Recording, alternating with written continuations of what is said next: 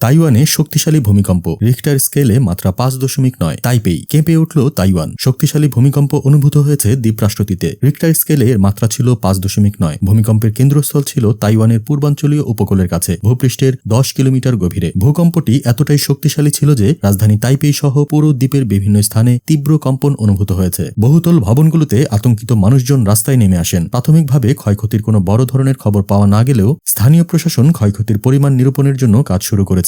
ভূমিকম্পের পরপরই বিদ্যুৎ সরবরাহ সাময়িকভাবে বিচ্ছিন্ন হয়ে যায় কিছু এলাকায়, তবে দ্রুত পরিস্থিতি স্বাভাবিক করার চেষ্টা চালাচ্ছে বিদ্যুৎ বিভাগ। যোগাযোগ ব্যবস্থাতেও কিছুক্ষণের জন্য বিঘ্ন ঘটেছিল বলে জানা গেছে। ভূমিকম্পের আকস্মিকতায় অনেকেই আতঙ্কিত হয়ে পড়েন। সামাজিক যোগাযোগ মাধ্যমে অনেকেই তাদের অভিজ্ঞতার কথা জানাচ্ছেন। কেউ বলছেন কম্পন এতটাই তীব্র ছিল যে মনে হচ্ছিল যেন সবকিছু ভেঙে পড়বে, আবার কেউ বলছেন এই কম্পন বেশ দীর্ঘস্থায়ী ছিল। তাইওয়ান এমনিতেই ভূমিকম্প প্রবণ এলাকা হিসেবে পরিচিত। দুটি টেকটনিক প্লেটের সংযোগস্থলে অবস্থিত হওয়ায় এখানে প্রায়ই ছোট মাঝারি ভূমিকম্প অনুভূত হয়। তবে 5.9 মাত্রার ভূমিকম্পটি বেশ শক্তিশালী ছিল এবং এর প্রভাব দেশজুড়ে অনুভূত হয়েছে। ভূতত্ত্ববিদরা বলছেন এই ভূমিকম্পের ফলে আরও আফটারশক বা মৃদু কম্পন অনুভূত হতে পারে, তাই স্থানীয় বাসিন্দাদের সতর্ক থাকার পরামর্শ দেওয়া হয়েছে। একই সাথে উপকূলবর্তী এলাকার বাসিন্দাদের সুনামির সতর্কতাও জারি করা হয়েছে। যদিও প্রাথমিকভাবে সুনামির কোনো আশঙ্কা দেখা যায়নি, তবুও প্রশাসন কোনো ঝুঁকি নিতে চাইছে না। সরকারের পক্ষ থেকে জানানো হয়েছে দুর্যোগ মোকাবিলা দল প্রস্তুত রয়েছে এবং যে কোনো জরুরি পরিস্থিতিতে দ্রুত সাহায্য পৌঁছে দেওয়া হবে। রাষ্ট্রপতি ভবন থেকেও পরিস্থিতির ওপর সার্বক্ষণিক নজর রাখা হচ্ছে। এখন পর্যন্ত কোনো হতাহতের খবর পাওয়া যায়নি, তবে বিভিন্ন এলাকা থেকে ক্ষয়ক্ষতির ছোটখাটো কিছু খবর আসছে।